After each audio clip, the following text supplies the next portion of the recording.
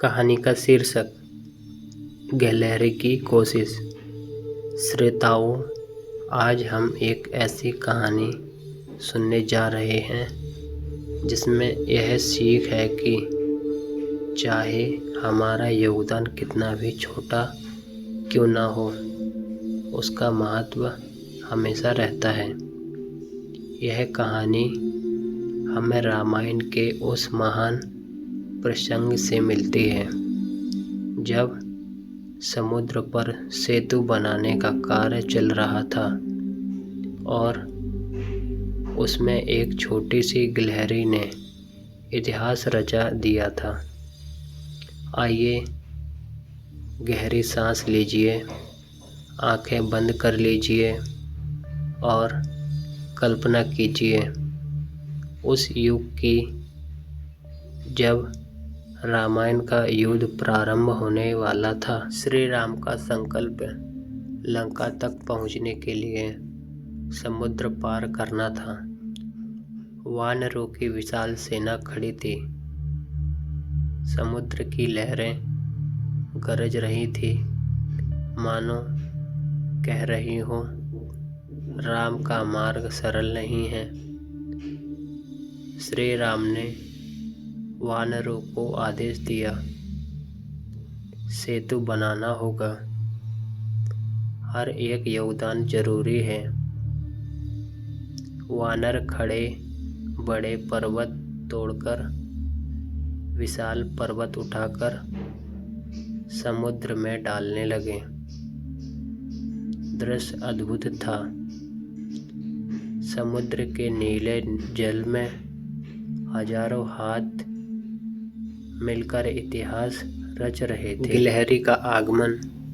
वही किनारे पर एक छोटी सी गिलहरी यह दृश्य देख रही थी। उसका मन भी चाहता था, काश मैं भी इस दिव्य कार्य में भाग ले पाती।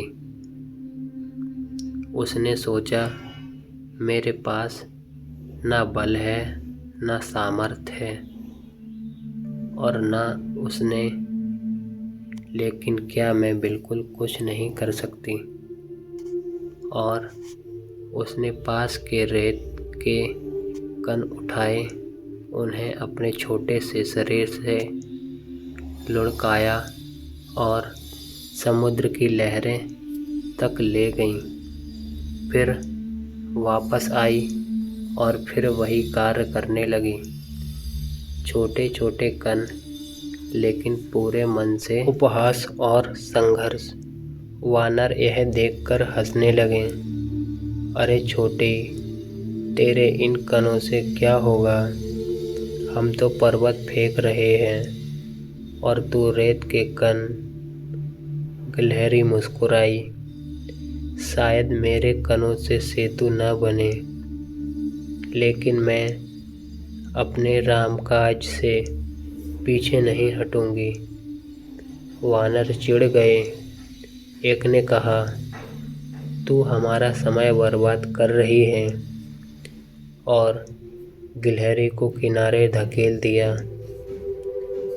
वह गिर गई, लेकिन रोई नहीं। उसने आंखें बंद की और मन ही मन कहा, प्रभु, मेरा प्रयास छोटा है परंतु सच्चा है। क्या मेरा योगदान व्यर्थ है? श्री राम का स्पर्श। तभी श्री राम स्वयं वहां आए। उन्होंने गिलहरी को उठाया, अपने कोमल हाथों से उसके शरीर को सहलाया। राम बोले, गिलहरी, तुम्हारा प्रयास मुझे सबसे महान प्रतीत होता है। वानरों की शक्ति से सेतु बन रहा है, लेकिन तुम्हारी निष्ठा से यह कार्य पूर्ण होगा। राम ने अपनी अंगुलियों से गिलहरी के शरीर पर 3 रेखाएं खींच दी। आज भी गिलहरी के शरीर पर वही धारियां हैं। सीख और ध्यान। श्री राम ने वानरों से कहा, तुम्हारी शक्ति महत्वपूर्ण है, लेकिन इस गिलहरी की भावना उससे भी बड़ी है, क्योंकि सेवा का मूल्य बल से नहीं, भाव से आंका जाता है। वानर शर्मिंदा हुए। उन्होंने गिलहरी से क्षमा मांगी और सबने मिलकर उसे छोटे से योगदान को भी अपनाया। राम सेतु बन गया, लेकिन इस कथा ने हमें सिखा दिया कि कोई योगदान छोटा नहीं होता। धनात्मक विस्तार। अब श्रोताओं, आइए इस कहानी को अपने जीवन में उतारें। आंखें बंद करें, गहरी सांस लें, कल्पना करें कि आप भी उस समुद्र किनारे खड़े हैं।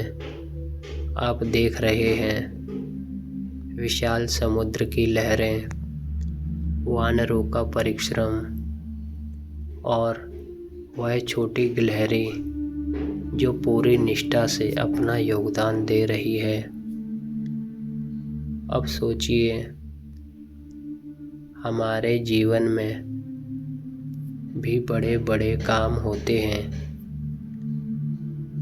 जहां हमें लगता है कि हम क्या कर सकते हैं, लेकिन याद रखिए, हर प्रयास, हर कर्म,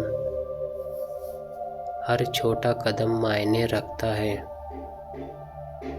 धीरे धीरे मन में दोहराएं, मैं भी योगदान दे सकता हूँ।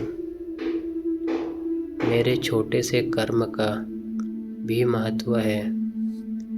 मैं अपने प्रयासों से परिवर्तन ला सकता हूँ। गहरी सांस लें, छोड़ें, महसूस करें कि आप भी उसी गिलहरी तरह हैं, ईश्वर के महान कार्य में अपना योगदान दे रहे हैं। निष्कर्ष। जब जीवन में आपको लगे कि आपका काम छोटा है, तो याद रखिए, गिलहरी की कोशिश ही वह कारण बनी जिसके बिना राम सेतु की कथा अधूरी होती है।